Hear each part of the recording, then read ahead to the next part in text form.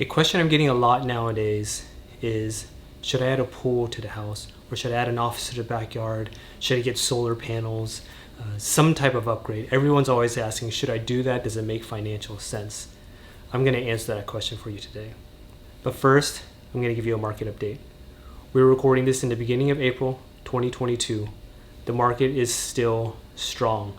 We're still getting multiple offers on most of the listings out there, as long as they're not terribly overpriced, and people are still offering a lot for properties. We're seeing 10-15% over is still fairly common through most price points. The one change is that interest rates, we've been talking about this for years, that we keep thinking that interest rates are going to rise because they've been low for so long, and now they actually are rising. We might be 1% higher than where we were, say, 6 months ago. So the interest rates are definitely rising right now, and they're still fluctuating a lot, so you'd want to check with your trusted loan officer on what the actual current rate is. But know that the interest has gone up, and it could potentially go up higher. Now, to answer the question, I know earlier I mentioned a couple different things, maybe a pool, maybe a home office, solar panels, but let's just keep it to one of those just for simplicity's sake. And let's say you want to put in a home office. You want to get one of these pods where it's prefab, they drop it on. I don't know how much they cost, maybe $20,000 to add a structure like that into your backyard. So if you're asking that question, should I add that? I'm actually going to tell you first what I would have told you a couple years ago. Let's say 3 years ago, I would have said that yes, if you want it, that you're going to get the use out of it, and you're going to love having it, then by all means add it. You know that you're going to get you're going to get value out of it. But what I would also have said is that you may not actually get the value out of that when you sell your house.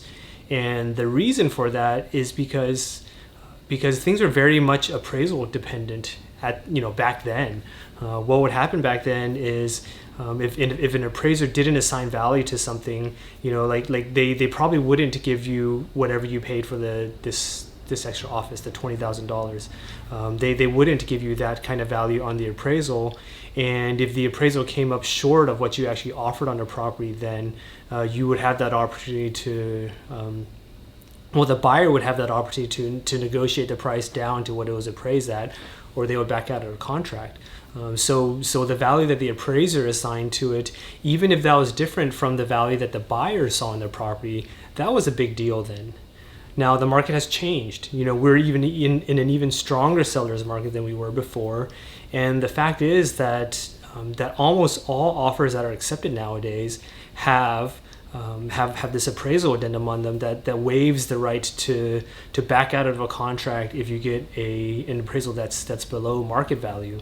And the reason that appraisals are different from market value is because market value is what people are willing to pay for whatever it is right now. Whereas an appraiser, they look at the data, they have to see closed sales on the books, and in a market that's moving quickly, there's a big disconnect there, because even if something closed last week, that means it went under contract, say 4 or 5 weeks ago, and the prices may have gone up by then. Even if it's just say 2 or 3%, you're looking at old data. And so if you're looking at 3-month-old comp, you're looking at something that really was like 4 months ago, and when it went under contract. And so that money, that value is really not reflective of what people are willing to pay right now. So when you have all these appraisal waivers out there, the fact is that what the appraisal actually comes back at has a lot less relevance. People still don't want to pay a huge appraisal gap, but people know nowadays that if there's any appraisal gap, we expect that very often, and people are prepared to pay that. So once again, let's take it back to this home office. If you're a buyer, you walk into a home, you love the home, and you see that they have a nice setup with a home office in the back, and you're comparing this house to the house next door that is the exact same and does not have that same office in the back, even if an appraiser is not going to give you value for it, there's a very high chance that you see that and you want that, and you're willing to pay more for this house that has that than the house next door. So what happens is that market value has gone up while the appraisal value just doesn't matter that much anymore. And And because of that, I say, hey, if you're going to put in this home office, or let's take it back to the pool, or any other kind of upgrade, if it's nicely done, if it works with what you have, if it really adds value in the minds of a buyer, right now I say yes, you should add it. Not only will you get the value of actually using it, but you will get the value because when a buyer wants it and sees that as value, they are perfectly willing to pay for it. Of course, there are other factors involved here. One of them is, of course, in real estate, location is important. You don't want to be the only house in the neighborhood that has an office, or the only house that has a pool, or anything like that. You never want to be that one person that's sticking out. It just makes it harder for the people who are looking in that neighborhood to actually see that value when you're the only one.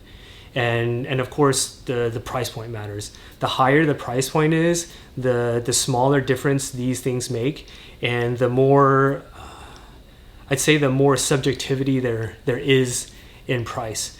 So those are two factors that you want to consider. And like all real estate, there's just a lot of nuances, and my answer to everything is it depends.